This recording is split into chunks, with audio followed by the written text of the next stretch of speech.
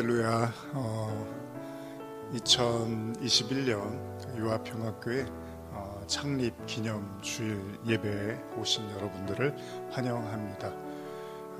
비록 오늘 우리가 비대면으로 온라인으로 예배 드리고 각 가정에서 영상으로 예배 드리실 텐데요. 우리 서로 보이지 않지만 또 이곳에 모이실 수 없었지만 그러나 한 곳에 있는 마음으로 또 성도분들 한 사람 한 사람 옆자리에서 손을 꼭 잡고 함께 예배 드리는 그런 마음으로 우리 함께 예배 드리시면 좋겠습니다. 10월의 넷째 주일 유아평강교회가 이제 이곳에서 예배 드린 지 3년 정도 됐고요. 또 실제로 저희가 처음 모였던 시간까지 하면 4주년 되는 그런 시간입니다.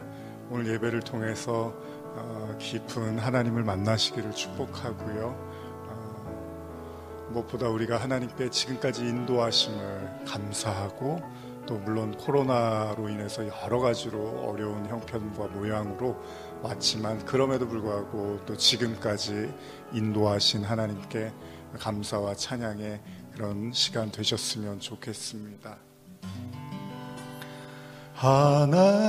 하나님께서 당신을 통해 메마른 땅에 샘물 나게 하시기를 가난한 영혼 목마른 영혼 당신을 통해 주 사랑 알기 원하네. 하나님께서 당신을 통해 메마른 땅에 샘물 나게 하시기를 가난한 영혼 목마른 영혼 당신을 통해 주 사랑 알기 원하네.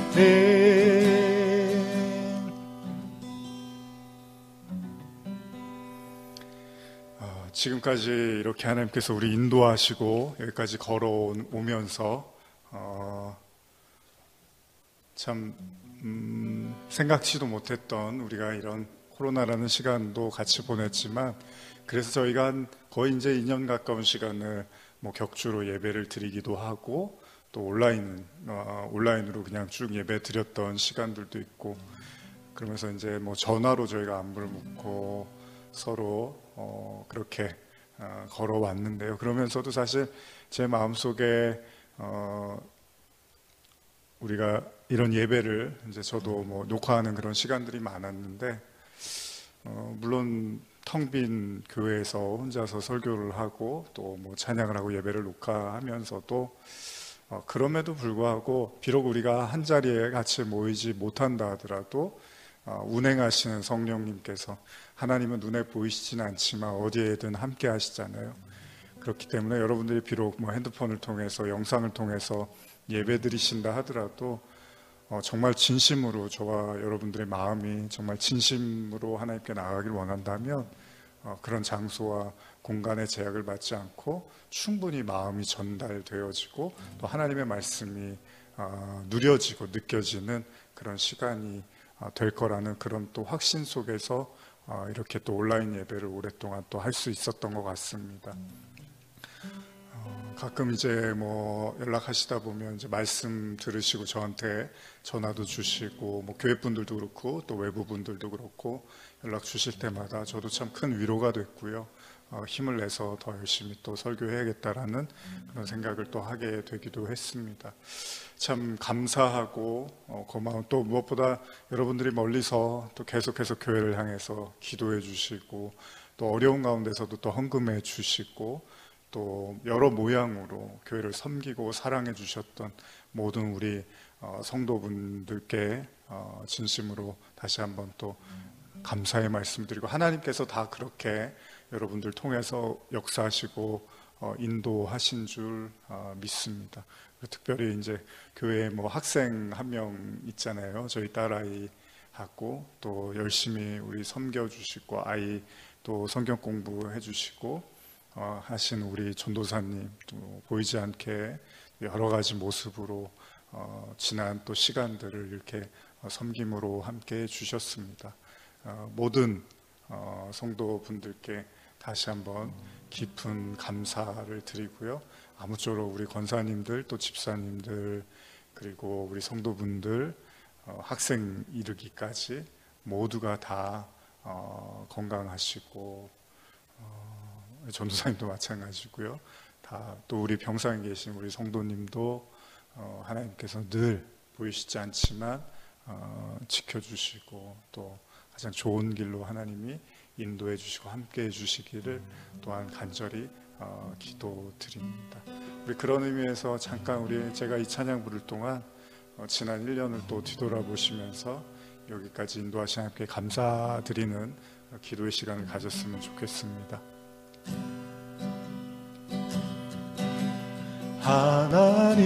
하나님께서 당신을 통해 메마른 땅에 샘물 나게 하시길, 가난한 영혼, 목마른 영혼, 당신을 통해 주 사랑 알기 원하네.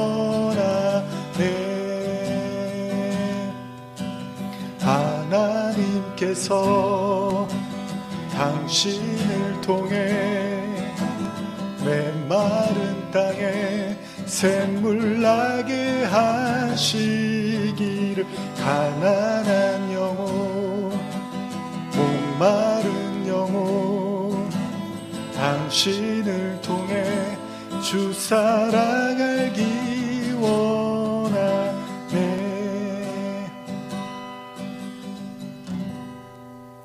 또 한 번 또 감사드릴 것은 또 우리 교회 성도님들은 아니시지만 그럼에도 불구하고 또 멀리서 또 말씀을 들으시고 또 교회를 아껴주시고 사랑하시는 모든 성도님들께도 깊은 감사의 말씀을 또한 드리면서 하나님께서 모든 출입 가운데 또 함께 해주시고 축복해 주시기를 간절히 바랍니다.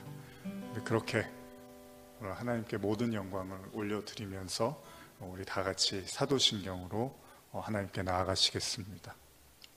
전능하사 천지를 만드신 하나님 아버지를 내가 믿사오며 그 외아들 우리 주 예수 그리스도를 믿사오니 이는 성령으로 잉태하사 동정녀 마리에게 나시고 본디오 빌라도에게 고난을 받으사 십자가에 못 박혀 죽으시고 장사한 지 사흘 만에 죽은 자 가운데서 다시 살아나시며 하늘에 오르사 전능하신 하나님의 우편에 앉아 계시다가 저리로서 산 자와 죽은 자를 심판하러 오시리라. 성령을 믿사오며 거룩한 공회와 성도가 서로 교통하는 것과 죄를 사하여 주시는 것과 몸이 다시 사는 것과 영원히 사는 것을 믿사옵나이다. 아멘. 하나님 아버지, 여기까지 인도하여 주심을 찬양하고 감사드립니다. 오늘 창립기념주일 예배를 준비하면서 제 마음속에 어떤 예배를 어떻게 준비하고 성도분들과 나눌까라는 고민을 하던 가운데 오늘은 그 무엇보다도 그 어떤 때보다도 더 하나님께 영광 돌리는 그런 예배가 되어야겠다는 생각을 했습니다. 예수님이 많은 사람들에게 유익을 줄 수 있었지만 하나님의 진짜 영광은 아버지의 뜻을 따르는 것이었던 것처럼 우리가 사람을 기쁘게 하랴 하나님을 기쁘게 하랴 라고 고백했던 바울의 고백처럼 오늘만큼은 정말 하나님을 기쁘시게 하나님의 영광과 그 뜻을 더욱더 받들고 깊이 묵상하며 예배드리는, 하나님께 집중하는 예배의 시간 되게 하여 주시옵소서. 이 시간 예배드리는 모든 각 청소에서의 성도들의 마음을 주장하여 주시고, 또한 교회를 향해서 우리 성도, 의화평강교회 성도분들이든 그렇지 않든 간에 여러 모양으로 의화평강교회를 아껴주고 사랑하고 또 하나님의 마음으로 섬기고 또 귀하게 또 교회를 또 이렇게 마음껏 마음으로 함께 해주셨던 모든 또 성도 가운데 주님 은혜를 내려주시고 축복하여 주시옵소서. 예배의 시종을 주님께 의탁하며 감사드리며 예수님의 이름으로 기도합니다. 아멘. 오늘은 오랜만에 제가 같이 건반으로 같이 여러분과 찬양하고자 합니다. 같이 함께 우리 더욱더 하나님께 찬양하며 기쁨으로 나가시기를 축복합니다.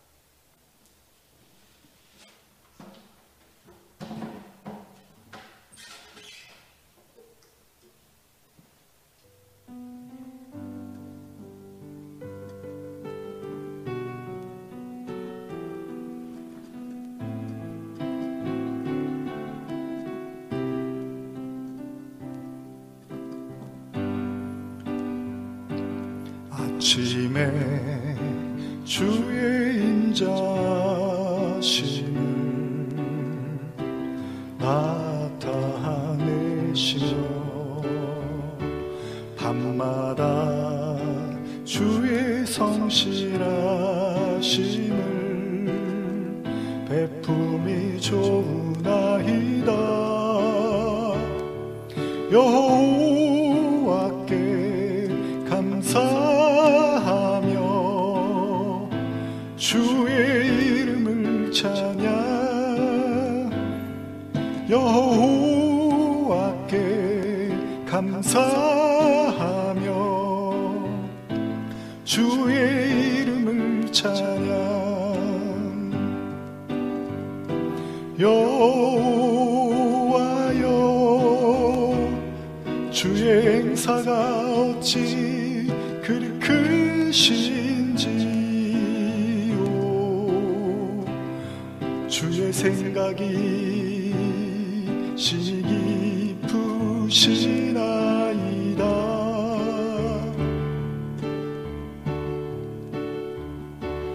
아침에 주의 인자심을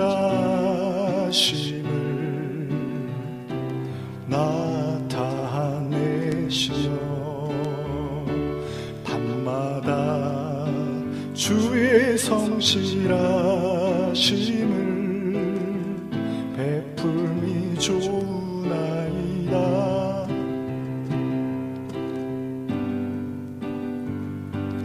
아침에 주의 인자심을 나타내시며 밤마다 주의 성실하심을 베풀미 좋으나이다. 여호와께 감사하며 주의 이름을 찬양. 여호와께 감사하며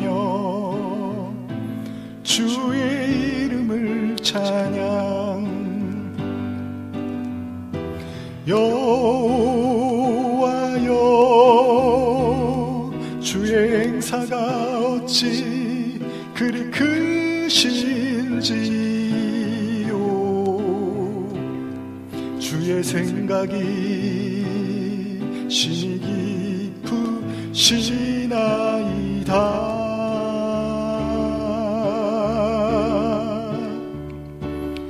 아침에 주의 인자심을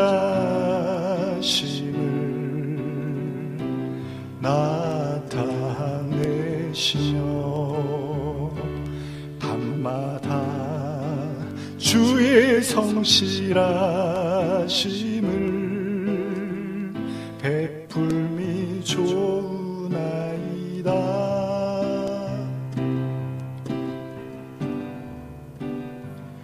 때로는 너의 앞에 어려움과 아픔이 있지만 담대하게 주를 바라보는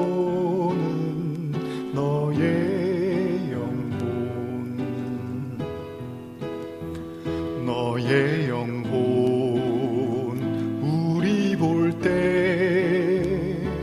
얼마나 아름다운지 너의 영혼통에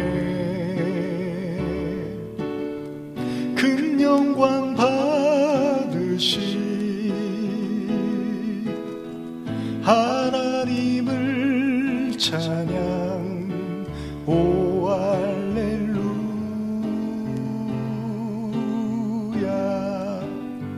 너는 택한 족속이요 왕같은 제사장이요 거룩한 나라 하나님의 소유된 백성 너의 영혼 우리 볼 때 얼마나 사랑스러운지 너의 영혼 통해 큰 영광 받으시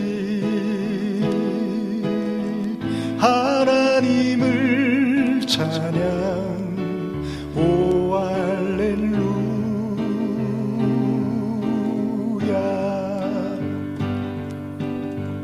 너의 영혼 통해 큰 영광 받으시 하나님을 찬양 오 할렐루야.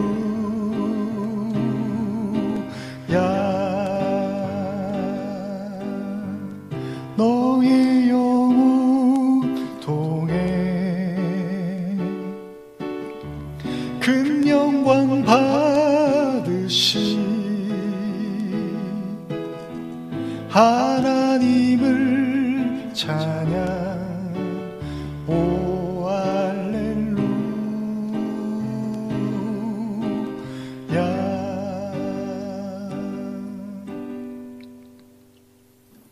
축복송 부르니까 교회에서 여러분들하고 이렇게 예배 중간에 축복송 부르면서 이렇게 자리에서 일어나서 또 축복해 드리고 또 우리 세례식 때 이렇게 또 성도님들 축복했던 기억도 납니다. 어제 저녁에 이렇게 기도하면서 잠이 들 때 그런 생각을 해서 오늘 또 설교 내용이기도 하고 요즘 제가 또 나누기도 하는 내용인데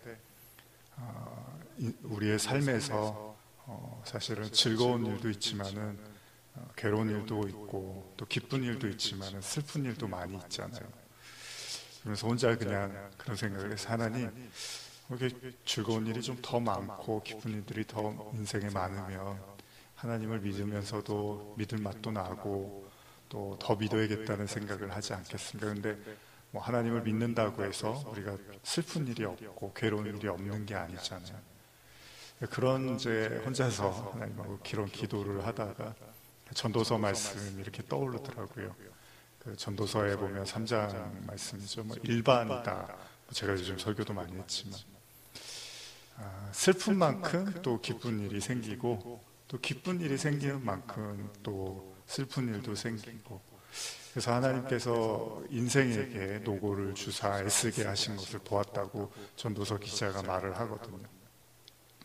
근데 하나님은 단지 우리를 이 땅에서 이렇게 즐겁게 많이 즐겁게 해주고 슬픈 일을 좀 덜하게 해주고 뭐 혹은 슬픈 일을 아예 없게 해주거나 기쁜 일만 있게 하고 하나님의 주된 목적이 꼭 여기에 있는 것만은 아니겠구나라는 생각을 보게 됐습니다.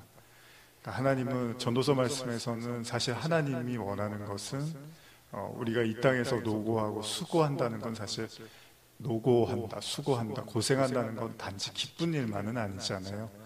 사실 우리가 열매를 이렇게 따 먹지만 그 열매가 자라기까지는 정말 많은 공이 들어가고 손을 써야 되잖아요. 어떻게 보면 노고고 고생이기도 하고 때로는 힘들기도 하겠죠. 그러나 그 열매를 따먹을 때 그 달콤함과 그 즐거움을 또 이루 말을 할 수가 없겠죠. 어떻게 보면은 그런 기쁨 뒤에는 또 그런 노고와 슬픔과 또 인내를 따르는 것이 어쩌면은 일반이겠구나라는 저도 그런 생각을 또 해보게 됐습니다. 그러고 보면 기쁨이나 슬픔이나 기쁘다고 너무 좋아할 필요도 없고 슬프다고 너무 절망할 필요도 없겠구나. 왜냐하면 기쁨과 슬픔은 어쩌면 양념 같은, 기쁨 뒤에 슬픔이 따르고 슬픔 뒤에 기쁨이 따르는 그런, 어떻게 보면은 인생에서의 어떻게 보면 똑같은 요소가 아닐까라는 생각을 해보게 되었습니다. 요즘 제가 많이 코로나 때문에 또 어려우신 분들 많기 때문에 이런 어떤 우리의 성도의 고난이라든지 어려움에 대한 말씀을 나누면서 또 위로도 해드리고 또 힘을 내시라고, 하나님을 붙잡으시라고 또 격려하는 그런 마음으로도 설교를 하기도 하는데요. 오늘 우리의 그 지난 시간들을 뒤돌아보시면서, 지난 1년 동안 또 여러분들의 신앙을 뒤돌아보시면서 하나님께서 베푸셨던 은혜도 있고 또 여러분들이 남몰래 흐르는 눈물도 있었겠죠. 근데 오늘만큼은 바울의 고백처럼 성도에게는 모든 것이 협력해서 선을 이룬다고 고백하듯이, 어쩌면 여러분들의 기쁨도 여러분들의 슬픔도 모두 다 하나님을 더 깊이 알아가는 과정이 아니었을까 생각을 해봅니다. 하나님의 아름다움이라는 말을 예전에 이렇게 30대 때인가요? 이렇게 그런 단어를 들으면 참 마음이 설레었던 기억이 납니다. 하나님의 아름다움. 하나님의 아름다움이 무엇일까?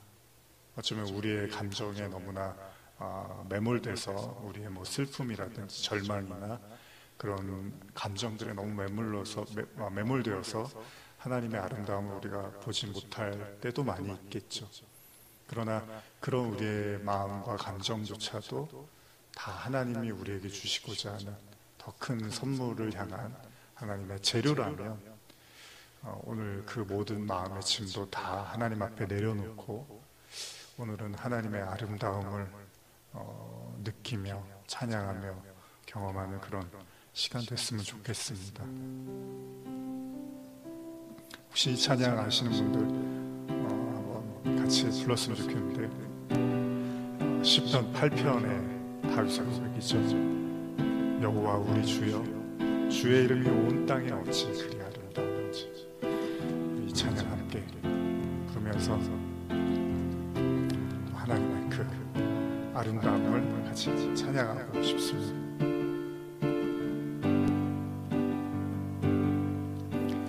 여호와 우리 주여, 주의 이름이 온 땅에 어찌 그리 아름다운지요, 어찌 그리 아름다운지요. 여호와 우리 주여, 주의 이름이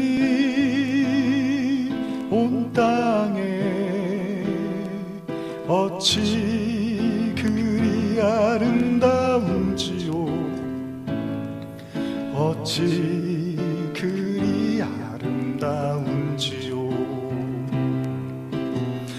주의 손가락으로 지으신 주의 하늘과 주가 베풀어 주신 달과 별 내가 보니 사람이 무엇이 관대해 주께서 저를 생각하시며 인자가 무엇이 관대 저를 권고하시나이까.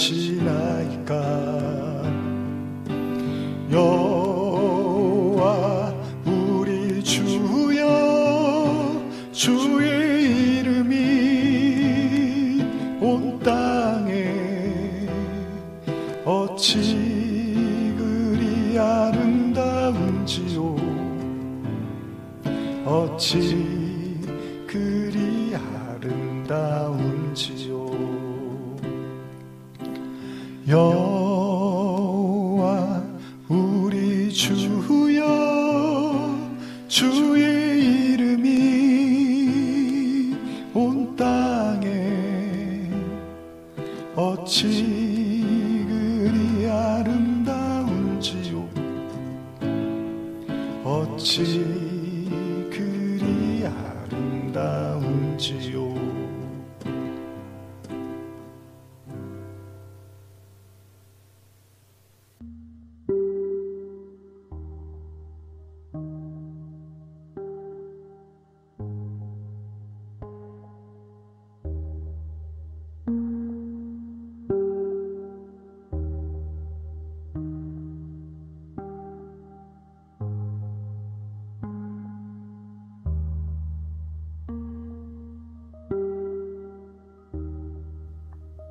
코로나로 거의 2년 동안 교회에서 예배를 많이 드리지 못했지만 그동안 온라인 예배를 드리며 현장 예배의 소중함과 하나님의 말씀을 다시 한번 생각해 볼 수 있는 시간이었던 것 같습니다.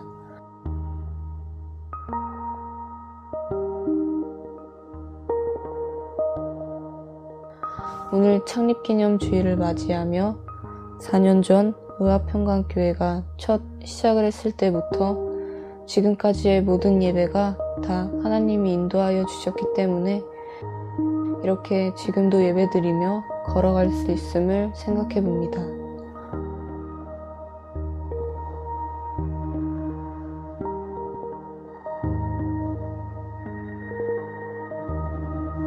또 오늘 창립기념주일 예배를 드리며 앞으로의 시간도 늘 하나님의 뜻을 깨달으며 그 하나님과 함께 걸어가기를 소원해 봅니다.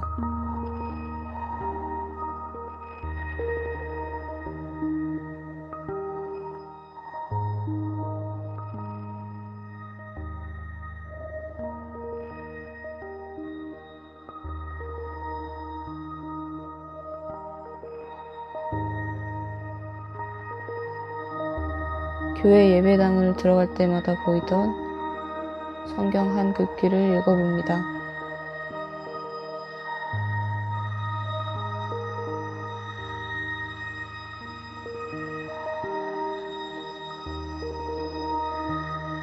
사랑 안에 두려움이 없고 온전한 사랑이 두려움을 내쫓나니 두려움에는 형벌이 있음이라 두려워하는 자는 사랑 안에서 온전히 이루지 못하였느니라. 요한일서 4장 18절. 자, 우리 함께 기도하시겠습니다. 하나님 아버지, 주님의 은혜 가운데 여기까지 또 걸어오고 거의 4년이라는 시간을 또 함께 예배드리며 의화평강교회로 모였습니다. 물론 우리가 코로나라는 이런 시간들을 통해서 사실은 어려움도 겪고 또 함께 하지 못했던 많은 시간들도 있었습니다. 그러나 주님은 어디에나 계시고 성령께서 늘 운행하시고 지켜주심을 우리가 믿고 바라보며 비록 서로 모여서 만나서 또 자주 이렇게 함께 할 수는 없었지만 그러나 하나님의 도우심을 또 하나님의 함께 하심을 서로 구하고 기도하며 여기까지 왔습니다. 하나님 감사합니다. 모든 것이 하나님의 은혜고 모든 것이 하나님의 영광이며 모든 것이 하나님의 사랑임을 고백합니다. 오늘 특별히 예배드리는 모든 성도들의 마음속에 너무나 무겁고 힘겨운 짐으로 하나님 앞에 나온 영혼들이 있다면 그 모든 짐을 주님 또 걷어가 주시고 오직 생명의 복음으로 말씀으로 새롭게 하여 주시고 새 힘으로 새 출발할 수 있도록 주님 은혜를 내려 주시옵소서. 여기까지 인도하신 함께 다시 한번 감사와 찬양을 올려드리며 예수님의 이름으로 기도드립니다. 아멘. 네, 다시 한번 우리 의화평강교회 창립기념 주일 또 여기까지 인도하신 하나님께 감사와 찬양을 올려드리며 지금 각 가정에서 또 예배드리시며 또 우리 성도분들이 아니시더라도 또 우리 교회를 아끼시고 멀리서나마 기도하고 또 사랑으로 함께 주신 모든 성도님들께 다시 한번 감사의 말씀을 드립니다. 오늘 여러분과 함께 나눌 말씀은요, 지난번에 우리가 성도의 고난과 위로라고 제가 이렇게 덧붙이긴 했는데, 성도의 환난과 위로 이런 주제로 두 번에 걸쳐서 말씀 나눴고, 오늘은 두 번째 주제입니다. 성도의 인생. 성도의 인생이라는 주제를 가지고 아마 오늘하고 다음 주 2주에 걸쳐서 또한 말씀을 나누게 될 것입니다. 여러분들도 이 말씀들 나누시면서 아무쪼록 우리의 인생의 목적, 제가 인생을 논하려고 하면 네가 인생을 알아 이제 저한테 그렇게 말씀하실 수도 있으니까 제가 제 인생을 논하려고 하는 건 아니고요. 성경에 나와 있는 성도들의 인생이 무엇인가, 우리는 우리의 인생을 통해서 어떤 것들을 해나가고 깨달아 가야 되는가에 대한 그 말씀들을 여러분과 나누고자 합니다. 그래서 우리 함께 읽으실 말씀은 전도서 9장 1절과 2절, 아까 제가 찬양할 때도 나눴지만 우리 그 말씀 한번 찾아볼까요? 전도서 9장 1절과 2절입니다. 성경을 찾으셔도 좋고요, 아니면 제가 읽어드리는 본문을 천천히 들으셔도 됩니다. 전도서 9장 1절과 2절 말씀을 읽어보겠습니다. 이 모든 것을 내가 마음에 두고 이 모든 것을 살펴준 본즉 이 의인들이나 지혜자들이나 그들의 행위나 모두 다 하나님의 손 안에 있으니 사랑을 받을는지 미움을 받을는지 사람이 알지 못하는 것은 모두 그들의 미래의 일들임이니라.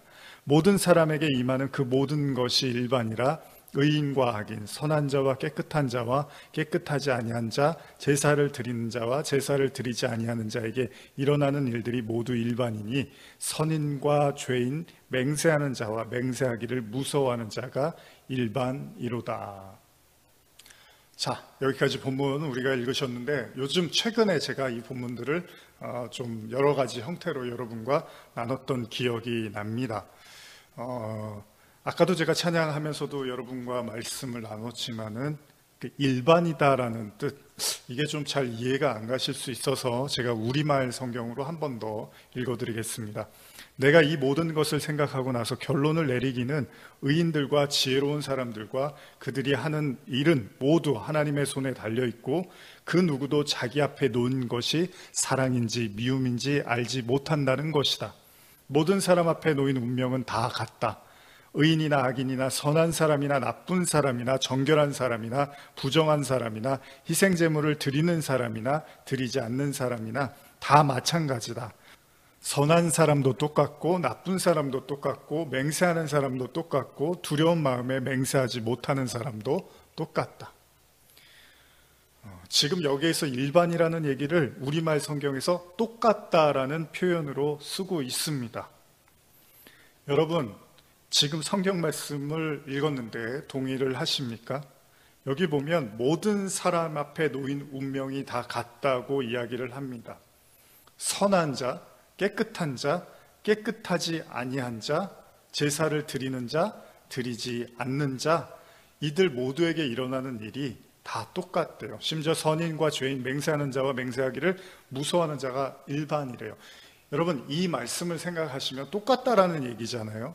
똑같다라는 거는 두 가지로 우리가 생각을 할 수 있는데, 첫 번째는 뭐냐면 모든 인간은 결국은 죽음을 직면하게 되잖아요. 죽음 살다가 어느 시간이 되면 이제 죽게 되죠. 그런 운명을 이야기하는 것인가? 그러니까 결국은 아무리 착하게 살든 아무리 나쁘게 살든 인간은 다 똑같아. 결국 다 죽게 돼 있어.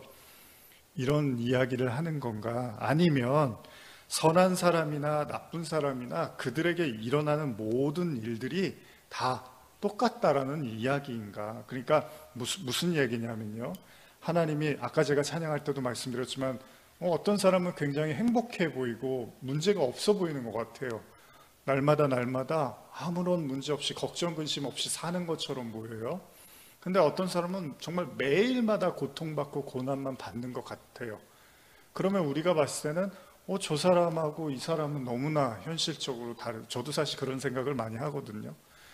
우리가 뭐 태어날 때는 순서가 있어도 가는 건 순서가 없다 뭐 이런 말들을 하잖아요. 그러면 정말로 꽃다운 나이에 너무나 그 이른 나이에 세상을 떠나는 그런 경우도 우리가 보게 되죠. 그러면 참 그래요. 아니 어떤 사람은 정말 한평생 나름대로 시간들 다 보내고 이 땅에서의 삶을 살고 마감을 하는데 왜 누군가는 그 짧은 시간에 그냥 이렇게 생을 마감하는 걸까? 그러니까 우리가 사실은 다 이해할 수 없는 것들이죠. 우리의 생각과 우리의 어떤 노력으로 이걸 모든 걸 다 깨닫고 이해하기는 어려운데 그냥 그렇기 때문에 우리가 성경을 통해서 배우는 건 지금 이 성경에서 말하는 거는 모든 인간들에게 일어나는 일들이 다 똑같은데 죽음도 마찬가지잖아요. 뭐 예수님 믿는다고 안 죽는 게 아니잖아요.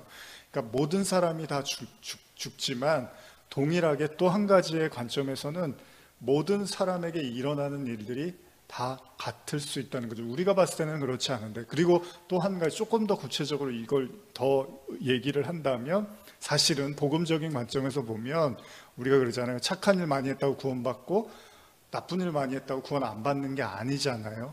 그러니까 그런 관점에서 보면은 이 본문을 그 누구도 하나님과 맞닿지 않은, 그러니까 하나님의 생명과 닿지 못하는 그 누구도 하나님이 보셨을 때는 다 똑같다라고 볼 수도 있다는 겁니다. 그러니까 여기서 의인이나 악인이나 선한 사람이나 나쁜 사람이나 정결한 사람이나 부정한 사람 이런 관점이 정말 그리스도를 만나고 그 하나님의 생명을 소유한 그 의인이 아니라 그냥 인간들이 생각하는 그냥 의롭다고 생각하는 거, 악하다고 생각하는 거, 그런 사람들에게 하나님께서 다 똑같이 보실 수 있다라는 것입니다.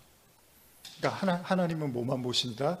오직 하나님의 빛, 하나님의 생명만 보신다라는 의미로도 이해할 수가 있다는 거죠. 그래서 이 구절을 좀 더 구체적으로 표현하고 있는 것이 3장 19절, 전도서 3장 19절인데요. 이거는 뭐 요즘 이전에도 제가 자주 나누고 요즘 이제 뭐 수협에도 아마 나누게 될 거고 한데 이 내용을 물론 이제 다른 관점에서 조금씩은 다른 관점에서 나누게 될 겁니다. 이 말씀 전 중요하다고 보는데 3장 19절 보시면 한번 읽어볼까요? 인생이 당하는 일을 짐승도 당하나니 그들이 당하는 일이 일반이라. 다 동일한 호흡이 있어서 짐승의 죽음과 같이 사람도 죽으니 사람이 짐승보다 뛰어남이 없음은 모든 것이 헛됨이로다. 이런 표현을 쓰고 있습니다. 요거는 제가 우리말과 현대로 한 번씩 더 읽어드릴게요. 사람에게 닥치는 것이 짐승에게 닥치는 것과 같으니 곧 같은 일이 그들에게 닥친다. 사람이 죽는 것처럼 짐승도 죽는다. 사람이나 짐승이나 목숨이 하나기는 마찬가지다.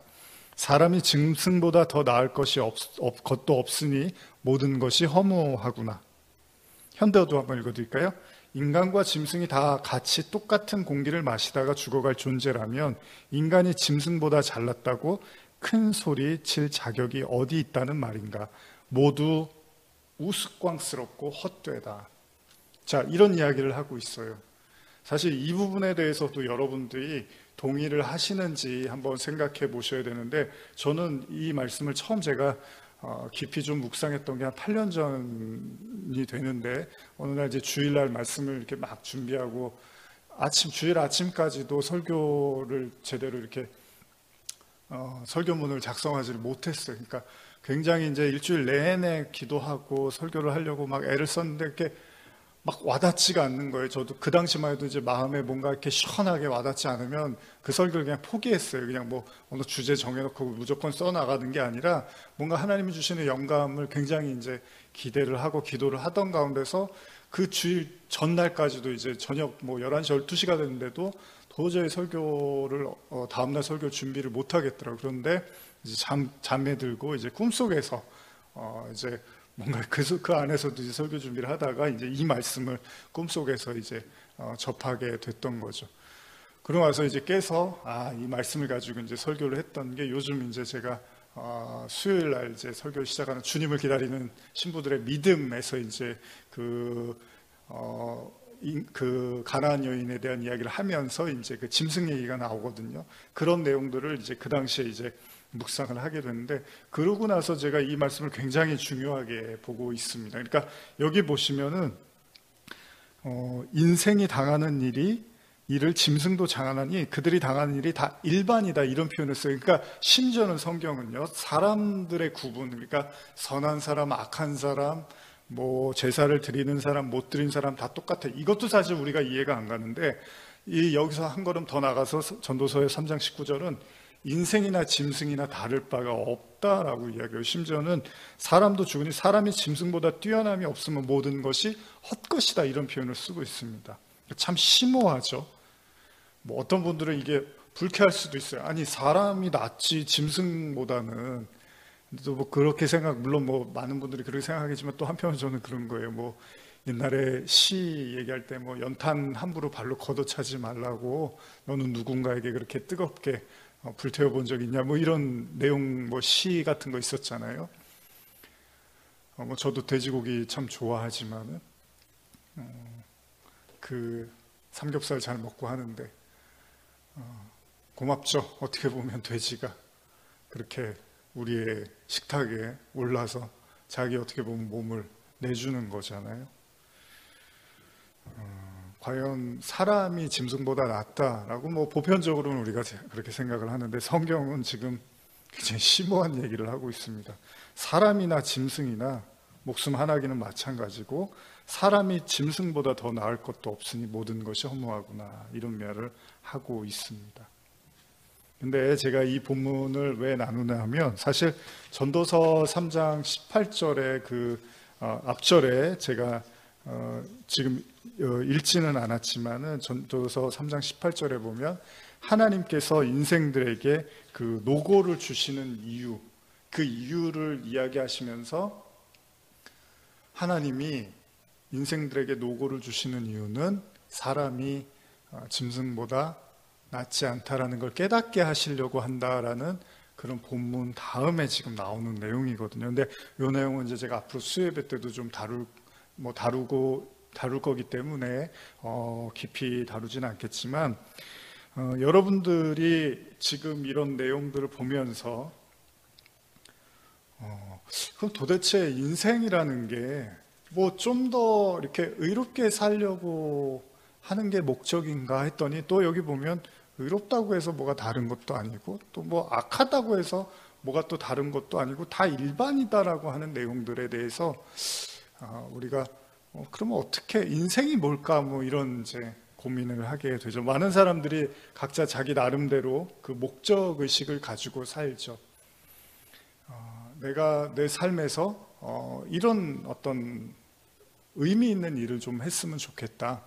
내가 내 삶에서 뭐 그게 이제 꼭 대단한 일이 아니어도요, 뭐 가족을 잘 돌보고, 뭐 내 자녀들, 내 부모님 잘 돌봐서 그냥 우리 가족 하나라도 잘 건사하면서 이렇게 살고 싶겠다, 뭐 이런 것들부터 해서, 뭐 공부를 많이 해서, 일을 많이 해서 어떤 좀 내가 원하는 것들을 얻고 그런 자리를 좀 갖고 싶다, 아니면은 뭐 재산을 많이 쌓아놓고 내가 좀 하고 싶은 대로 하고 싶다, 여러 가지 그 인생에 대한 이야기들을 하는데, 사실 찬물을 확 견지는 본문들이 성경 말씀이 있다면 전도서죠. 전도서는 그런 인생들에 대해서 그냥 다 뭐 똑같고 헛되고 뭐 이런 얘기를 해요. 그러면은 뭐 헛되다라 그러면 하나님이 도대체 인생을 왜 우리에게 허락하셨는가, 이런 질문을 하게 되겠죠. 그냥 뭐 하나님 보시기에는 뭐 이래서나 저래서나 또 똑같다고 하고, 심지어는 뭐 짐승이나 사람이나 다를 것도 없다고 하고, 그럼 도대체 우리는 뭐 때문에 사는 거고, 하나님은 왜 우리를 이 세상에 태어나게 하셨습니까? 이런 생각을 할 수 있다는 겁니다. 그리고 또 뭐 무한한 게 아니잖아요. 우리가 길어야 100년인데 그 시간 이제 살고 나면은 간단 말이에요. 그러니까 사실은 복음이라는 거는 그렇잖아요. 성경은 그 구원을 다루고 있기 때문에, 구원은 또 뭐죠?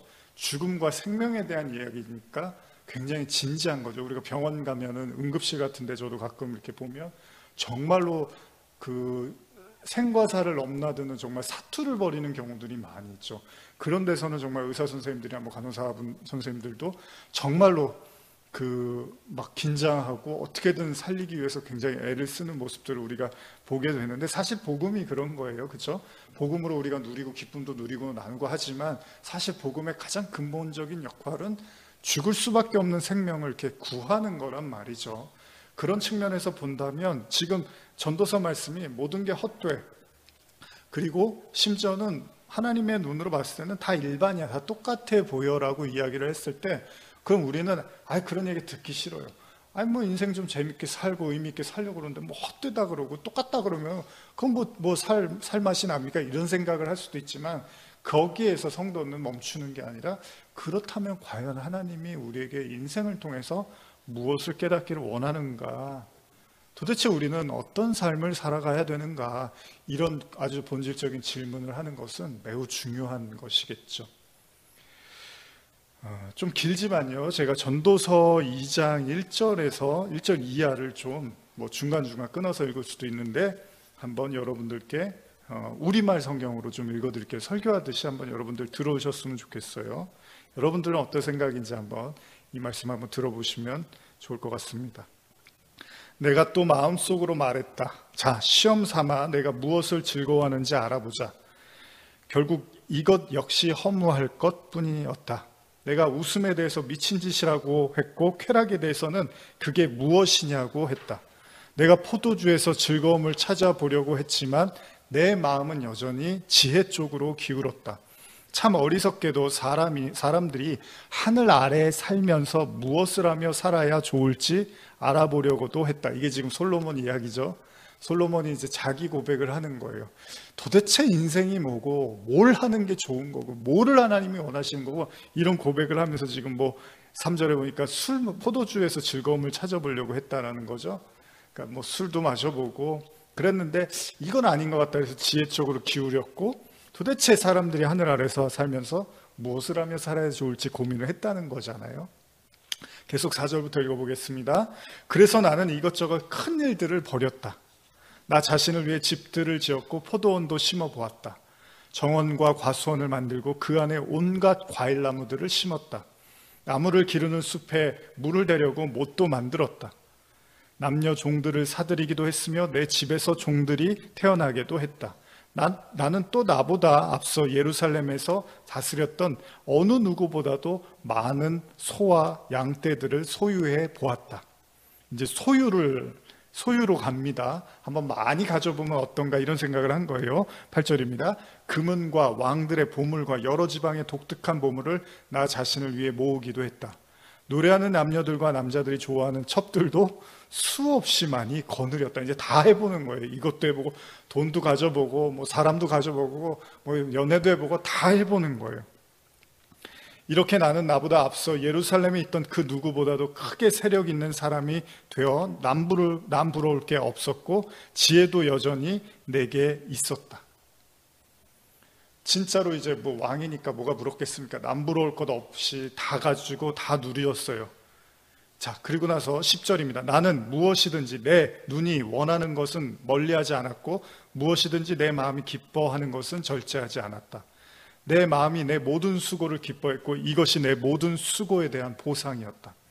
그러나 내 손이 한 모든 일과 내가 이루려고 그토록 노력한 것을 살펴보니 모든 것이 허무하고 뜬구름 잡는 일이었다. 해 아래 유익한 것은 하나도 없었다. 이게 지금 이 전도서 기자, 우리가 솔로몬으로 알고 있는데, 그러니까 다 해봤는데 그게 허무하고 뜬구름 잡는 일이다라고 지금 고백을 하고 있습니다. 심지어는 해 아래는 유익한 게 없다 이런 표현을 쓰고 있어요. 해 아래, 여러분은 해 위에 사는 분 없으시면 이제 해 아래면은 지금 이 땅의 모든 걸 얘기하는 거잖아요. 한번 계속 읽어보겠습니다. 12절입니다. 그러나 내 손이 한 모든 일과 내가 이루려고 그토록 노력한 것을 살펴보니 모든 것이 허무하고 뜬구름 잡는 일이었다. 해 아래에 유익한 것은 하나도 없었다. 그러고 나서 내가 다시금 지혜에 대해 곰곰이 생각하고 바보스럽고 어리석은 것에 대해서도 생각해 보았다. 왕위에 오를 사람이라고 무슨 일을 더 하겠는가? 이미 돼 있는 일 말고 더 있겠는가? 빛이 어둠보다 나은 것처럼 지혜가 어리석은 것보다 낫다는 것을 내가 알았다. 지혜로운 사람은 그 머리에 눈이 있고 어리석은 사람은 어둠 속에서 헤맨다. 그러나 결국 내가 깨닫게 된 것은 이들 모두가 똑같은 운명이라는 것이다. 이런 얘기를 또 하고 있어요. 지혜롭든 어리석든 결국 운명은 같다라는 거예요. 그러니까 이게 단지 그럼 다 사람이 죽는다는 얘기를 하는 건지 아니면 그것보다 더 심오한 얘기를 하고 있는지 생각해 볼 필요가 있다는 것입니다. 15절입니다. 그리고 나서 내가 속으로 어리석은 사람에게 일어나는 일이 나에게도 똑같이 일어나는데 내가 무엇이 더 지혜롭다고 하겠는가 라고 했다. 그리고 속으로 이것 또한 허무하구나 라고 말했다. 자, 그러면 이 얘기에서 우리가 알 수 있는 게 뭐예요? 지혜롭든 그렇지 못하든 아까 전도서 9장에서도 말했던 것처럼 모든 사람이 겪는 일은 다 똑같다는 거예요. 우리 눈에는 저 사람이 고난을 덜 받는 것 같고 저 사람이 더 고난받는 것 같고 우리 눈에는 그런데 지금 전도자, 지혜자가 깨달음을 얻은 자가 봤을 때는 모든 이에게 일어나는 일이 똑같다라는 겁니다. 그런 의미에서 이제 하나님이 공평하시다라는 말을 하는 거잖아요. 그러니까 우리가 봤을 때는 분명히 공평하지가 않은 것 같은데 지혜자의 말은 모두에게 일어나는 일이 똑같다고 말을 하고 있습니다. 16절부터 또 읽어보겠습니다. 지혜로운 사람도 어리석은 사람과 마찬가지로 영원히 기억되지 않는다. 이들 모두 다 미래에는 잊혀지고 만다. 지혜로운 사람이 어떻게 죽는가? 어리석은 사람이 죽는 것 같다. 것과 같다. 그래서 나는 이런 말을 해요. 사는 것이 싫어졌다. 해 아래 이루어진 모든 일이 내게는 괴로움이었기 때문이다. 결국 지혜자가 이것도 해보고 저것도 해보고 이런 것도 찾아보고 저것도 다 찾았는데 그러고 나니까 재미가 없다는 거예요. 별로 삶에 어떤 의미가 없다는 걸. 그러면서 해 아래 이루어진 모든 일이 그냥 괴로움밖에 없다라는 것을 느꼈다는 거죠. 불교에서도 그런 말을 하죠. 이 세상이 다 고통이라고 하는데 지금 솔로몬도 해 아래서 일어나는 모든 일들이 허무하고 뜬구름 잡고 괴로움밖에 없다 이런 말을 하고 있어요. 그 참 어떻게 우리가 이해해야 될까요? 다 가졌는데 뭐 지금도 그러니까 여러분들 막 정말 엄청나게 가진 사람들을 뭐 너무 이렇게 부러워할 필요는 없는 것 같아요. 뭐 요즘 그 오징어 게임이라는 뭐 드라마 때문에 뭐 전 세계가 난리가 났다고 하는데 뭐 거기에도 이제 그런 대사가 좀 나옵니다. 뭐 굉장히 많이 가진 사람들이 절대 행복하지 않다라는 이야기를 하죠. 물론 뭐 제가 이런 얘기하면 뭐 가지고 나서는 그런 소리 하지 이런 얘기를 하시겠지만 많이 가졌다고 해서 꼭 행복한 것도 아니고 적게 가졌다고 해서 불행한 것도 아니라는 거죠. 어쨌든 간에 전도서의 이 솔로몬은 그 모든 것들이 그냥 괴로움으로 다가오더라는 거예요. 18절부터 또 읽어볼게요. 나는 해 아래에서 그토록 노력해서 얻은 모든 것이 싫었다. 나도 내 뒤를 이을 사람에게 이것들을 남겨주어야 하기 때문이다. 또 이런 말을 해요. 그런데 내가 지혜로울지 어리석을지 누가 알겠는가? 어쨌든 내가 그토록 노력해서 얻은 모든 것, 내가 해 아래에서 지혜를 쏟아 부은 모든 것을 그가 다스릴 것이다. 이것 또한 허무하다. 그래서 내 마음은 내가 해 아래에서 노력해서 얻은 모든 일을 보고 낙심하기 시작했다. 이는 자기 지혜와 지식과 공정함으로 수고해서 얻은 것을 그렇게 수고하지 않은 다른 사람에게 넘겨주어야 하기 때문이다. 이것 또한 허무한 것이요 큰 악이다. 그 지금 뭐 솔로몬이 전도서 1장에서 헛되다 이런 말 굉장히 많이 쓰는데 지금 그거를 아주 이렇게 풀어서 2장에서 왜 그런지를 설명하는 것 같아요. 22절 이하도 좀 읽어드릴게요. 사람이 그토록 애쓰고 해 아래에서 마음이 쓰라리기까지 노력해서 얻는 것이 과연 무엇인가? 자, 이제 중요한 질문을 하네요. 도대체 우리가 인생을 통해서 이 해 아래에서 그렇게 마음이 쓰라리기까지 노력을 해서 뭘 얻으려고 하는 걸까? 23절입니다. 그 인생은 내내 고달프고 뼈를 깎는 고통이다. 밤에도 그 마음이 쉬지 못하니 이것도 역시 허무하구나. 먹고 마시고 하는 일이 잘 되는 것보다 사람에게 더 좋은 것이 무엇이겠는가? 그런데 내가 보니 이것 또한 하나님의 손에 달려있다. 나보다 먹고 즐기는 일에 나은 사람이 어디 있을까? 하나님은 하나님 보시기에 좋은 사람에게 지혜와 지식과 복을 주시지만 죄인에게는 온갖 노력으로 모으고 쌓게 하시고 그것을 하나님 보시기에 좋은 사람에게만 넘겨주게 하신다. 이것 또한 허무하고 뜬구름 잡는 일이다. 지금 전도서의 기자가 이제 모든 걸 다 해보고 나니까 22절에서 진지한 고민을 하는 거예요. 그렇게 해 아래서 마음 쓰라기까지 노력해서 얻는 게 도대체 뭘까? 그리고 나서 하는 얘기가 먹고 마시고 하는 일 잘 되는 거, 이게 제일 좋겠구나, 이런 얘기를 해요. 근데 그게 자체가 구원은 아니잖아요. 하는 일이 잘 돼서 잘 먹고 잘 마시고 사는 거 좋아요. 뭐 여행도 다니고 먹을 것도 먹고 좋아요. 근데 그게 성경에서 말하는 복은 아니잖아요. 진짜 구원은 아니잖아요. 그렇게 살면 그게 복이다라고 우리가 말하는 게 아니에요. 그러면 왜 예수님이 팔복에서 심령이 가난한 자들이 복이 있고 애통하는 자가 복이 있고 이런 얘기를 하시면 안 되죠. 잘 먹고 잘 살고 편안한 사람들이 복이 있지, 이렇게 얘기를 하셔야 되는데 그렇게 얘기를 안 하신다는 거예요. 제가 전도서 2장의 말씀을 읽어드렸지만 이 2장의 말씀을 통해서 여러분들과 제가 궁극적으로 생각해야 되는 건 우리의 제목이 성도의 인생입니다. 인생은 주어진 삶과 그리고 죽음의 시간까지 반드시 성도들이 깨달아야 되는, 얻어야 되는 그 여정에 대한 이야기를 하고 있는 거잖아요. 그러면 전도서의 기자도 말하는 것처럼 도대체 우리가 이렇게 애를 써서 인생을 통해서 얻고자 하는 것이 무엇일까? 거기에 대한 우리는 궁극적인 질문을 할 필요가 있다는 겁니다. 그리고 이 이유에 대해서 전도서 3장 9절 이하가 설명을 해주고 있는데요. 이건 한번 여러분들과 찾아서 읽어볼까요? 전도서 3장 9절에서 14절입니다. 전도서 지금 보고 계셨던 분들 금방 보실 거라고 생각합니다. 한번 같이 읽어보겠습니다. 일하는 자가 그의 수고로 말미암아 무슨 이익이 있으랴? 하나님이 인생들에게 노고를 주사 애쓰시게 한 것을 내가 보았노라.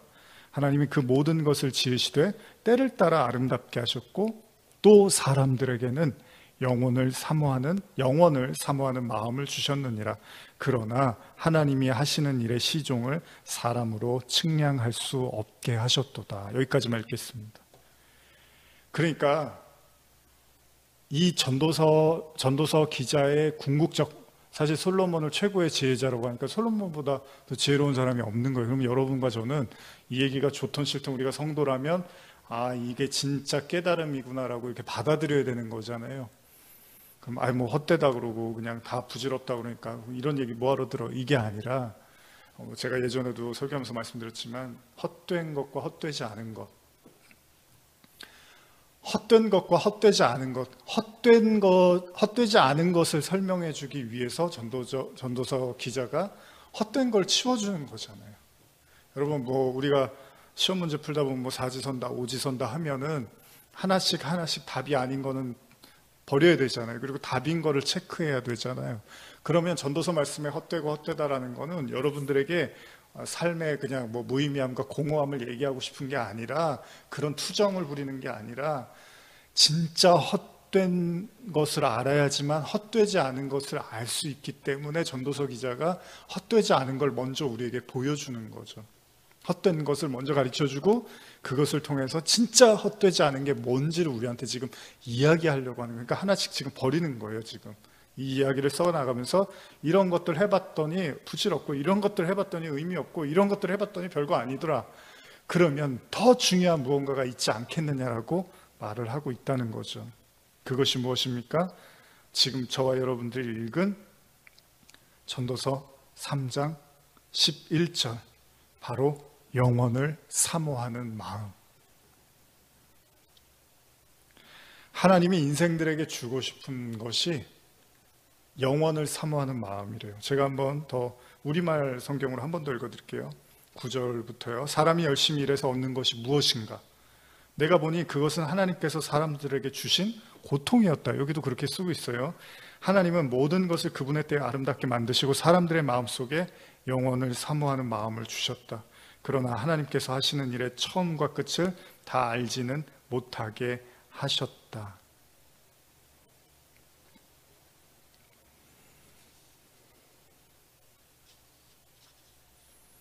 결국은 하나님께서 인생들에게, 그러니까 우리가 진지하게 생각해 보면 왜 삶이 뭐 지금 코로나 때문에도 더 그렇지만 어떻게 즐거운 일이 일어나야 되고 행복한 일만 있어야 되는데 왜 그렇지 않습니까? 현실은 우리 이런 질문을 많이 할 거 아니에요. 우리 자신에게 그리고 하나님에게.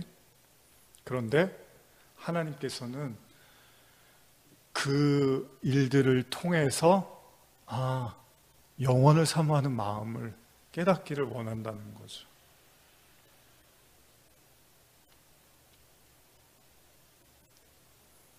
영원을 사모하는 마음.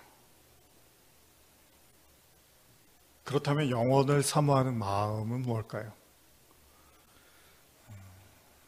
전도서의 기자는 해 아래는 새 것이 없고, 그러니까 해 아래는 다 옛것만 있다고 하죠.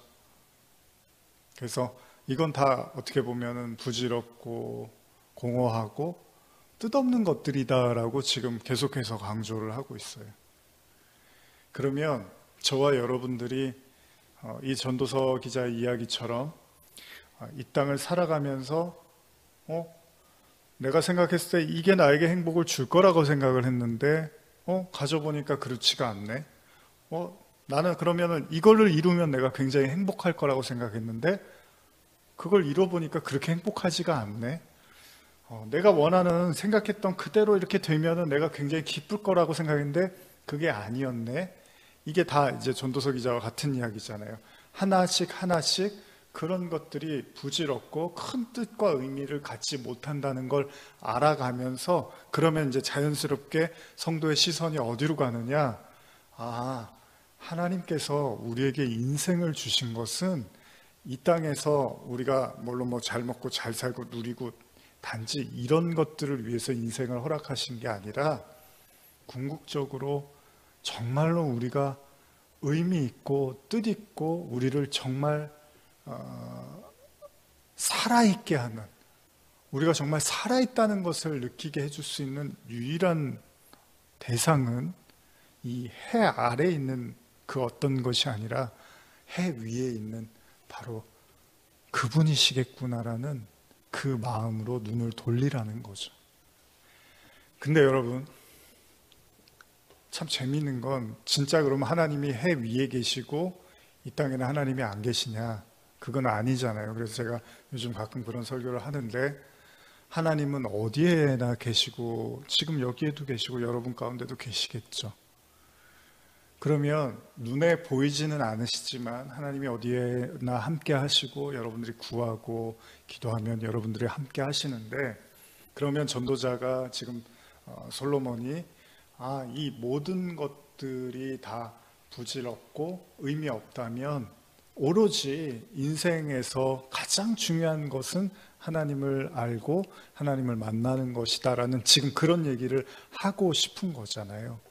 근데 그게 한 번에 이루어지는 것이 아니기 때문에 결국은 지혜자도 이런 얘기를 하는 거예요. 이것도 해보고 저것도 해보고 저것도 해보고 그러고 나니까 해 아래 새 것이 없다라는 걸 알게 됐다라는 것은, 결국 여러분 복음이라는 건, 말씀은 뭘 얘기하냐면 우리가 한 번에 기도해서 물론 뭐 하나님이 임해서 하나님 만났다 뭐 이런 경우들도 있지만, 그렇다 하더라도 결국은 저와 여러분들은 인생을 통해서 사실은 불필요한 것, 그리고 우리가 애착하고 집착하고 가지려고 했던 것들을 하나씩 하나씩 버려감을 통해서 하나님을 깊이 만나가는 그런 과정 속에 있다는 거죠.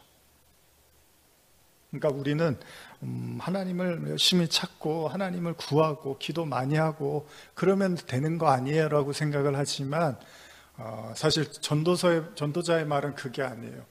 하나씩 하나씩 그것들이 아닌 것을 깨달아갈 때 비로소 그 영혼을 향해서 걸어가게 돼 있다는 것입니다.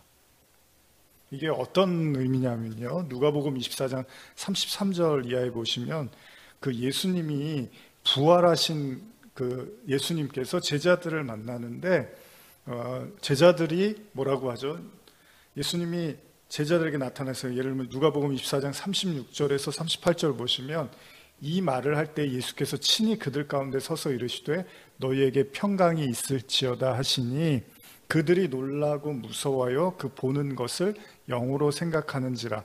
예수께서 이르시되 어찌하여 두려워하며 어찌하여 마음에 의심이 일어나느냐. 지금 제가 뭘 말씀드리냐면 예수님이 부활을 하셔서 제자들에게 나타나셨어요. 그런데 제자들의 반응이요, 무서워하고 두려워하면서 겁을 내더라는 거예요. 그러니까 예수님이 왜 너희들이 마음에 의심을 하느냐 이런 얘기를 해요. 또 마찬가지로 마가복음 16장에서도 예수님께서 나타나셨어요.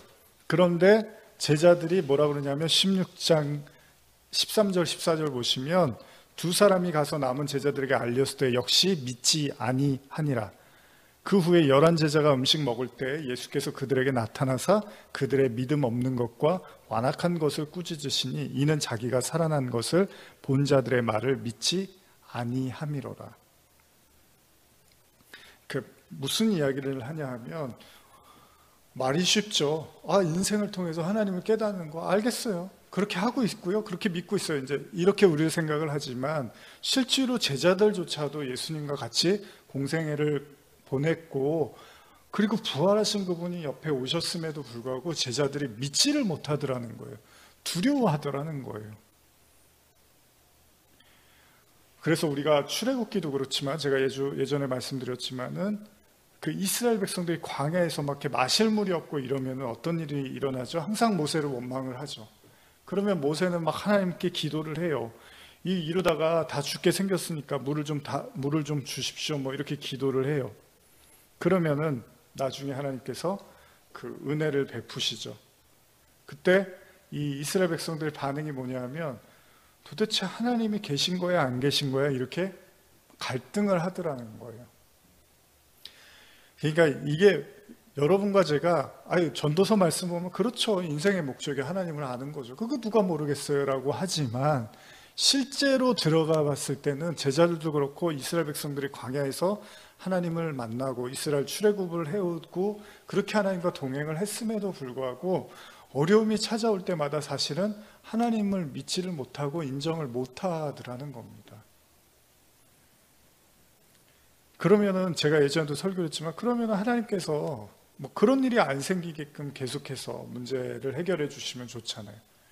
근데 또 제자들은 부활하신 주님이 나타났는데도 못 믿고 막 두려워하고 있어요. 예수님이 십자가 부활 얘기를 엄청 많이 했는데도요. 그럼 왜 우리는 하나님이 함께 하시는데도 왜 하나님이 계시다는 걸 의심을 할까요? 그랬을 때 히브리서 말씀에 이런 구절이 있는데요. 히브리서 13장 5절에 보시면 돈을 사랑하지 말고 있는 바를 족한 줄로 알라. 그가 친히 말씀하시기를 내가 결코 너희를 버리지 아니하고 너희를 떠나지 아니하리라 하셨느니라. 그러므로 우리가 담대히 말하되 주는 나를 돕는 이시니 내가 무서워하지 아니하겠노라. 사람이 내게 어찌하리요 하노라. 하나님의 말씀을 너희에게 일러주고 너희를 인도하던 자들을 생각하며 그들의 행실의 결말을 주의하여 보고 그들의 믿음을 본받으라. 예수 그리스도는 어제나 오늘이나 영원토록 동일하시니라. 자, 여기 히브리서 말씀을 보면요, 돈을 사랑하는 거, 돈을 사랑하지 말고 있는 바를 족한 줄 여길 줄 알아라, 이런 말씀을 하시면서 내가 결코 너희를 버리지 아니하고 너희를 떠나지 아니하리라, 이런 표현이 있거든요. 근데 이게 지금 무슨 얘기냐 하면 제가 우리말로 한 번 더 읽어드리면 돈을 사랑하며 살지 말고 지금 갖고 있는 것으로 만족하십시오.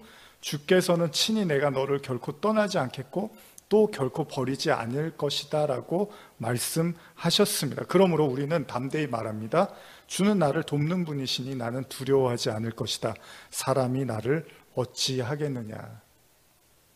근데 하나님이 함께 하시는 거 우리가 당연히 믿어야 되고, 하나님이 우리를 떠나버리시지 않는 걸 우리가 믿어야 하는 게 맞아요.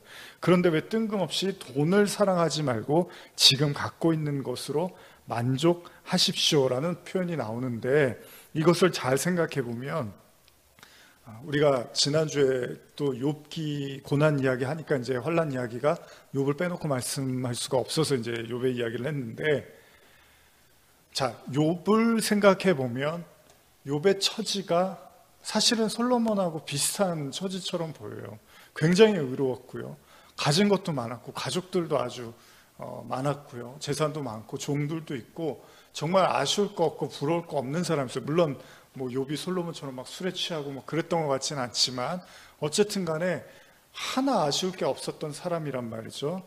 그런데 욥이 하나씩 다 잃어가잖아요. 가족도 잃고 재산도 잃고, 이제 나중에는 자기 그 건강까지도 다 잃어갑니다. 그리고 나니까 욥이 너무 괴로워서, 우리가 이제 지난번에도 나눴지만은 그 욥기를 보면서 저희가 이제 그 욥의 그 괴로움에 대해서 제가 읽어드렸죠. 나중에 욥이 너무나 힘드니까, 아니 뭐 구원이고 뭐 은혜고 사랑이고 다 필요 없으니까 그냥 차라리 저를 없애주세요, 막 이런 막 정말 가슴 아픈 고백을 한단 말이에요. 근데 우리가 이제 그런 질문을 하는 거예요. 그렇게 믿음이 좋던 욥도 실상 모든 것들을 다 잃어버리니까, 이제 건강까지도 잃어버리니까 사실 하나님을 믿어야 될 이유를 못 찾겠는 거예요. 그렇죠? 그러니까 제가 지난번에도 그렇지만 오늘도 그렇고 진지하게 여러분과 나누고 싶은 거는, 그런데도 참 하나님은 어떻게 보면 야속하게 욥에게 그 사단의 공격을 허락하시고, 물론 이제 목숨은 건드리지 말라고 하셨지만, 인간이 겪을 수 있는 최대한의 그 고통을 다 겪게 하시고 나서 욥의 그 푸념과 원망과 하나님에 대한 그 신뢰가 깨진 어떤 욥의 이야기들을 계속해서 성경은 기록을 하고 있단 말이죠. 그러면 여기서 도대체 그럼 하나님은 욥의 그 인생을, 우리 마찬가지지만 그 욥의 인생을 통해서 하나님은 뭐를 원했던 것인가? 지금도 여러분과 제가 아까 전도서 3장 내용을 보면서 영원을 사모하는 마음에 대해서 나눴는데요. 근데 우리가 한번 진지하게 생각해 보는 거예요. 왜 하나님은 그 욥에게 그런 모든 것들을 다 앗아가시면서 욥의 그 푸념과 원망을 들어가시면서도 그런 삶을 허락을 하셨을까? 도대체 그 인생을 통해서 반드시 욥이 얻어내야 되는, 알아내야 되는 것이 무엇이었을까? 그리고 이게 물론 지난번에 그 고난에 대한 이야기하고 같은 얘기처럼 들리실 수도 있겠지만, 물론 같은 얘기일 수도 있습니다. 그러나 조금만 더 깊이 생각해 본다면, 하나님이 욥을 이렇게 쥐고 계시다고 이제 제가 고난에 대한 말씀을 하면서 마무리를 했었는데, 그 어둠도, 모든 어둠도 빛으로 볼 수 있는 그런 은혜에 대한 말씀도 나누긴 했었지만, 오늘 이렇게 인생의 측면에서 봤을 때 저는 이런 얘기를 드리고 싶은 거예요. 예를 들면 너무 사랑하는 사람이 있는데, 부부라든지 뭐 친구도 좋습니다. 그런데 우리가 어렵게 살고 힘든 일이 생긴다고 해서 그런 관계가 물론 깨지는 경우도 있지만 꼭 그렇지는 않잖아요. 그렇죠? 뭐 정말 안 좋은 일이 많이 생겨서 괴로워하고 고통을 받지만 그 친구라든지 뭐 가족이나 이 관계가 꼭 깨지는 건 아니잖아요. 근데 하나님은 지금 욥에게 이런 시련과 고통과 어려움을 주시면서 욥이 너무나 이제 괴로운 상황에서 하나님도 내가 필요 없습니다, 이제 이런 얘기를 하는데, 그 얘기는 뭐냐 하면, 하나님이 인간에게 요구하시는 믿음은 사실은 물질 세계를 넘어서기를 원하시는 거잖아요. 그러니까 욥기나 여러분 전도서를 이렇게 비교했을 때 욥은 가지고 있던 걸 하나씩 뺏기는 형태로 나타나죠. 가족이라든지 돈이라든지 재산이라든지 뭐 종이라든지, 이렇게 욥이 가지고 있는 걸 이렇게 하나씩 쳐요. 그리고 나중에는 건강까지 딱 때려서 이제 솔직히 말하면 가진 게 하나도 없게 해버리세요. 근데 전도서 말씀을 보면은 전도자는 굉장히 많이 가졌어요. 그래서 이것도 해보고 저것도 해봤는데, 근데 똑같은 얘기를 해요. 욥이 너무 고통을 받으니까 살아서 뭐합니까 이런 얘기를 하는데, 전도자는 다 해보고 나니까 의미가 없어서 공허하니까 살아서 또 뭐합니까 이런 얘기를 한단 말이에요.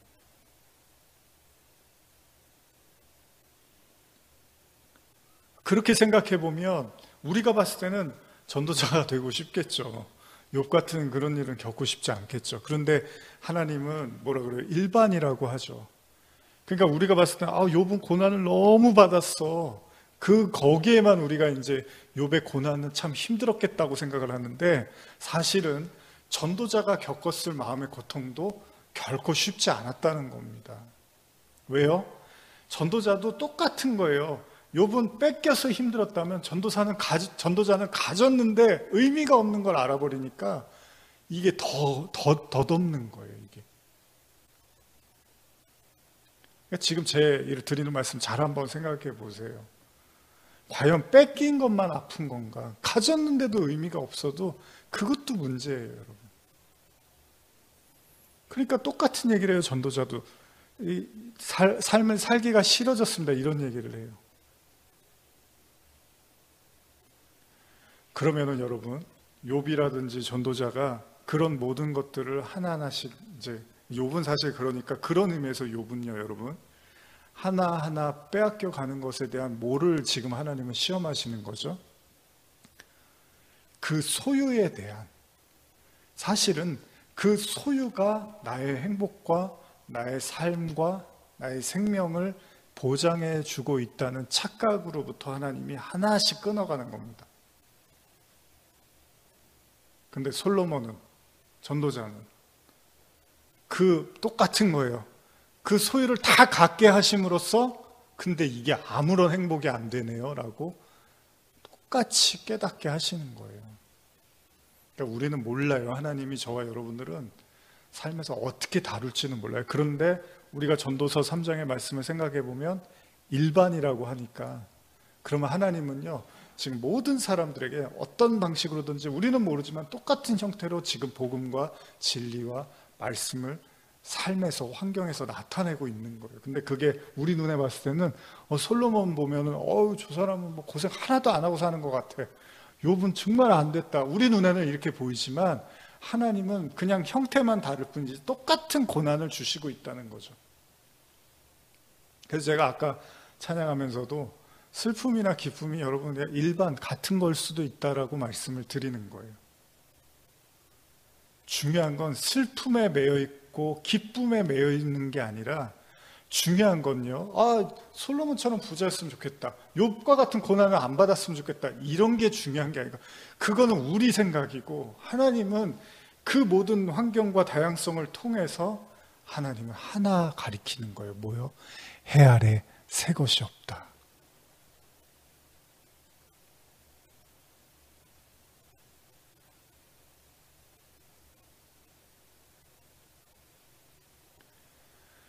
하나님만 의미가 있다는 거예요. 하나님만.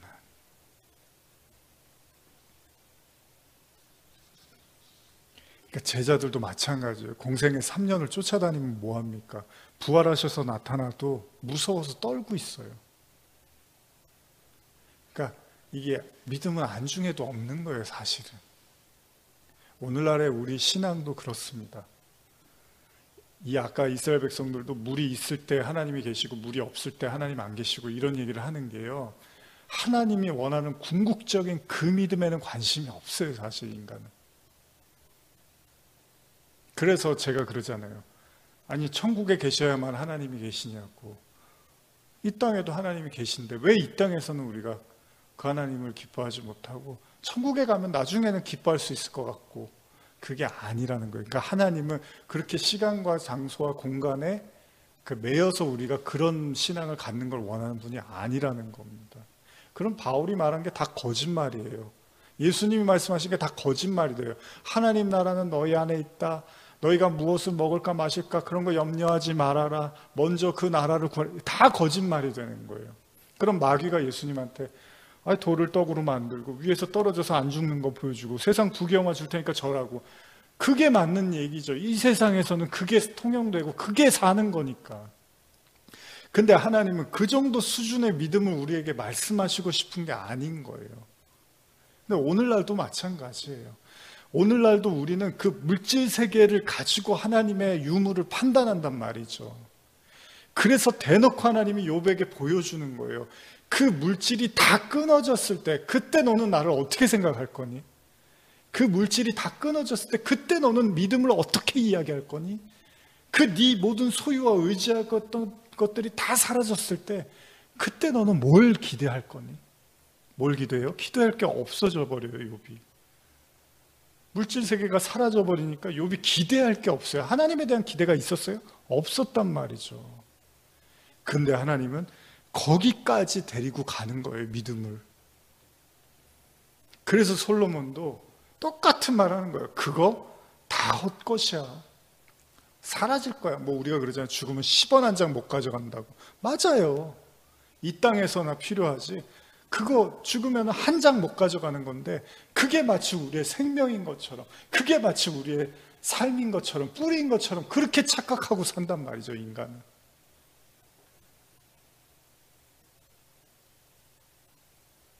그러니까 전도자가 말하는 거예요. 인생은, 성도는 그 인생을 살면서 헛것과 진리를 구분해내는 거죠.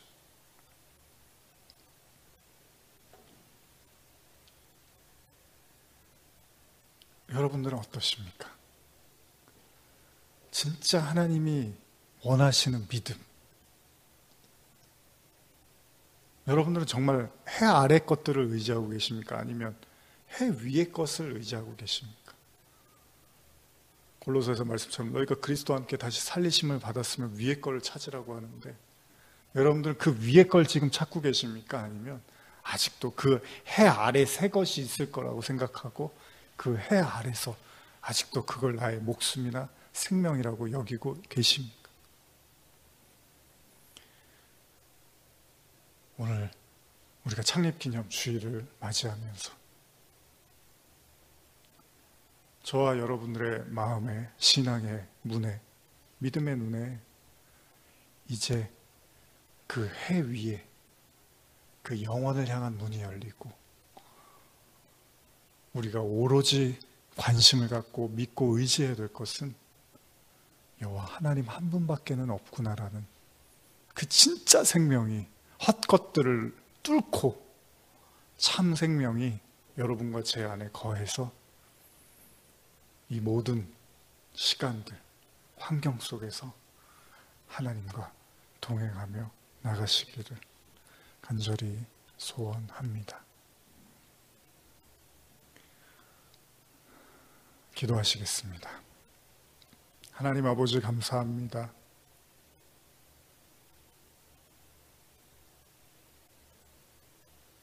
오직 주님만 사랑하고, 오직 주님만 바라보고, 오직 주님만 따라가게 하여 주시옵소서. 예수님의 이름으로 기도합니다. 아멘.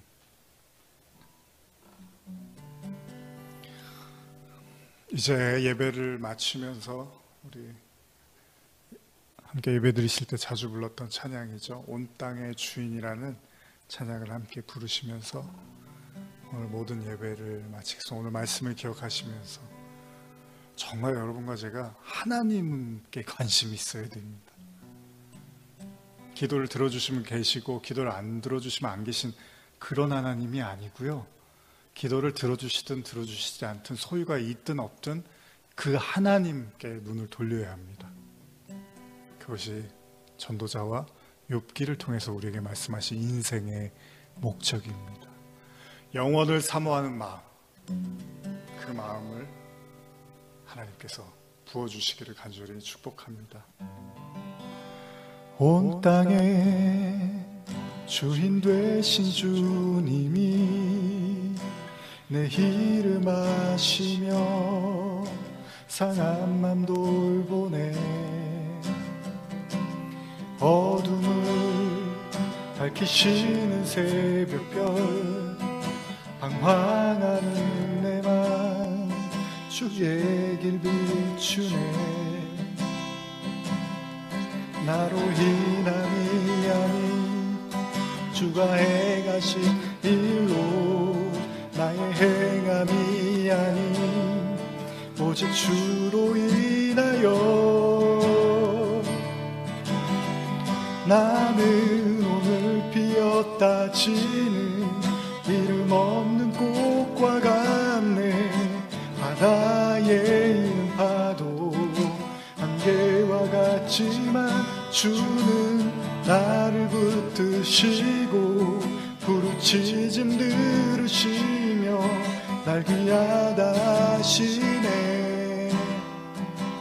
주님은 나의 죄를 보시고 사랑의 눈으로 날 일으키시네.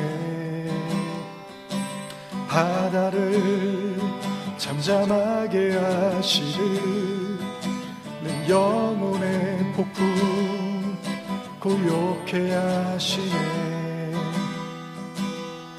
나로 인함이 아닌 주가 행하신 일로 나의 행함이 아닌 오직 주로 인하여 나는 오늘 피었다 지는 이름 없는 꽃과 같네.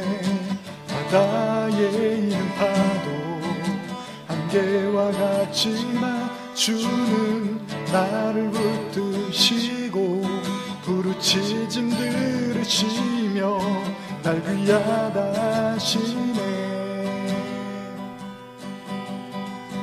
나는 오늘 피었다 지는 이름 없는 꽃과 같네. 바다에 있는 파도 안개와 같지만 주는 나를 붙드시고 부르짖음 들으시며 날 귀하다 하시네.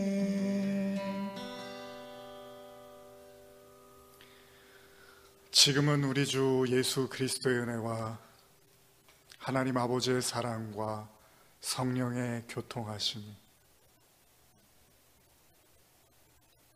해 아래 새 것이 없나니 오로지 여호와 하나님만이 인생의 이유이고 목적이고 우리의 모든 것임을 기억하며 이 땅을 사는 우리에게 주어진 그 시간 동안 반드시 그 하나님과 만나고 하나 되는 그 삶의 신앙의 여정을 걸어가기를 간절히 사모하는 모든 성도들 머리 위에 지금부터 영원히 함께 있을지어다. 아멘.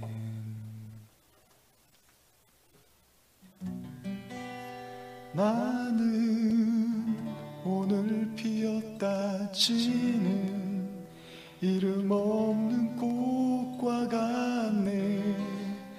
바다에 있는 파도 안개와 같지만 주는 나를 붙드시고 부르짖음 들으시며 날 귀하다 하시네.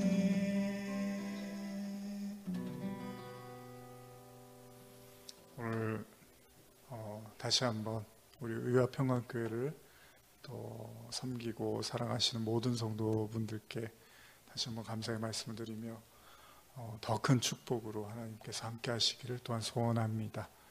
오늘 하루 또 복된 시간 되시고 다음 주일에 또 온라인 비대면 예배를 통해서 뵙겠습니다.